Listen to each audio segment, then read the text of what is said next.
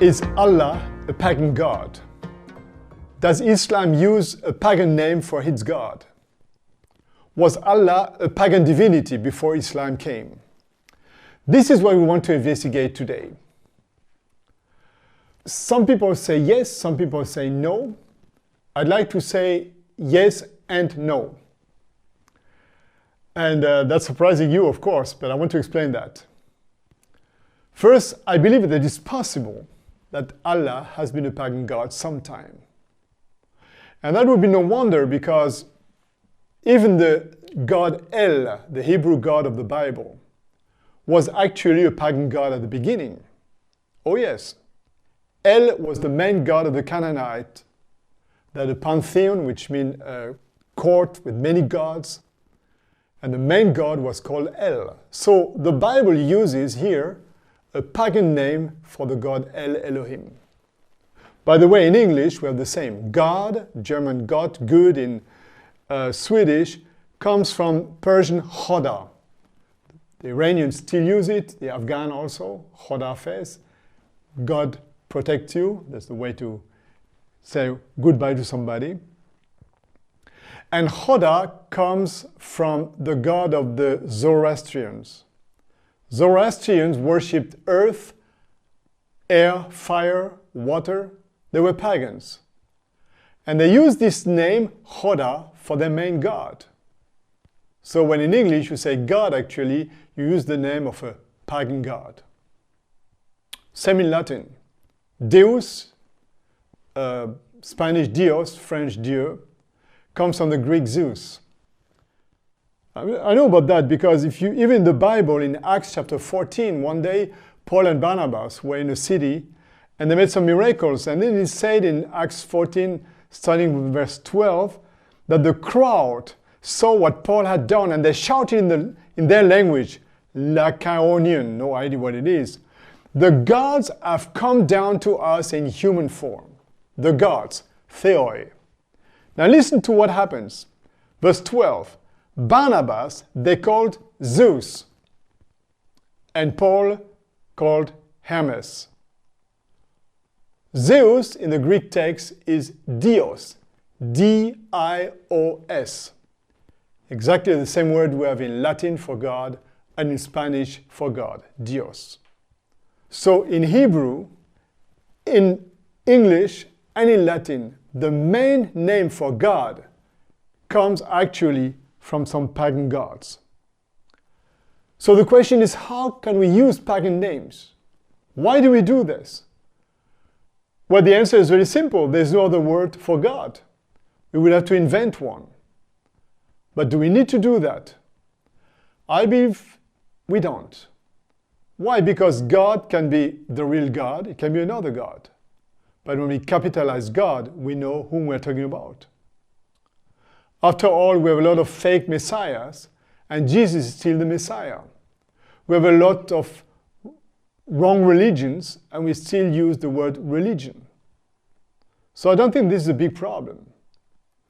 However, if we say that Allah was a pagan god, then God and Dios, same thing.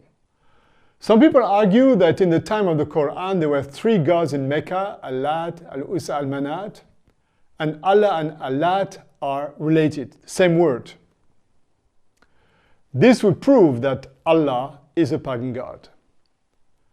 The thing is, this is exactly what the Quran disproves. The Quran says very clearly that Allat and Allah have nothing in common. On the contrary, Allah is a pagan god we have to reject. And when Muhammad came to Mecca, according to the classical narrative, he kicked out those deities out of Mecca and the holy places. In the Quran, in the Surah An-Naim, this is the 53rd Surah, it is said, verse 19, have you considered Lat and Uzza and Manat, the other third of the pagan deities? That's the question asked here. Verse 21, are there sons for you and daughters for him? Verse 22, this is certainly an unjust apportioning. Verse 23, these are only names which you and your fathers have invented. What does it mean? It means that the Quran speaks about the three gods, including Allah, and says very clearly that Allah has nothing to do with these gods because these gods are inventions from the people and they have no authority. Another interesting fact is that before Islam, Christians used to use the word Allah for God. Oh yes, there were many Christians before Islam in Arabia. In the Acts of the Apostles, chapter 2, when we talk about Pentecost, it is said that the Arabs understood Peter and the other disciples in their own language, which is Arabic. Let's read it, Acts chapter 2, starting with verse 5. Now there were staying in Jerusalem God-fearing Jews from every nation under heaven. When they heard this sound, a crowd came together in bewilderment because each one heard their own language being spoken. Utterly amazed, they asked, "Aren't all these who are speaking Galileans? Then how it is that each of us hear them in our native language?" And here there's a long list of people, Parthians, Medes, Elamites, and so on. And the Arabs are mentioned also here in verse 11 that heard the wonders of God in their own languages. From that moment, we have in history an Arab Christian movement. And the question is, which name did those Arab Christians use for God? We don't know.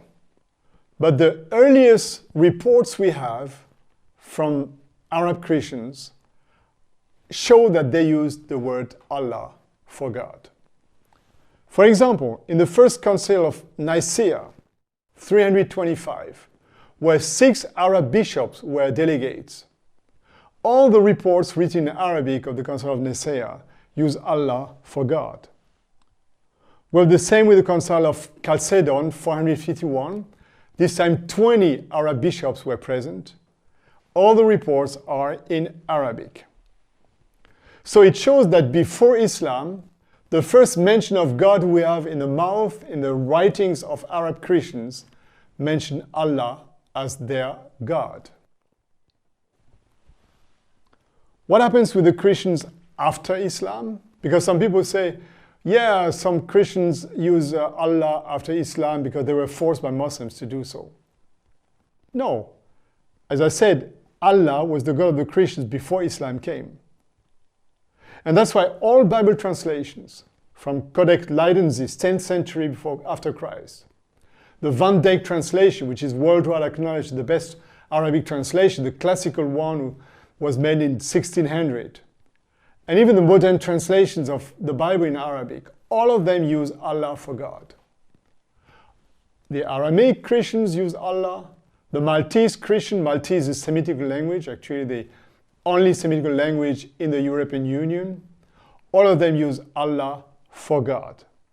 So you want to tell me that 1,800 years long, Christians were wrong? That today, 20 million Arab-speaking Christians use the word Allah and worship a pagan god without knowing that? I mean, who are we to say that? And just to finish with, scholars found so far 60 different mention of Allah in Arabia before Islam. 60 inscriptions.